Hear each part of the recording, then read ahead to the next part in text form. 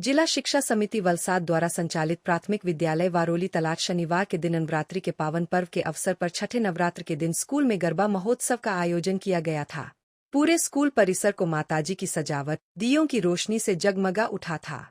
School के विद्यार्थियों, शिक्षकों और अभिभावकों ने इस उत्सव में उत्साहपूर्वक भाग लिया।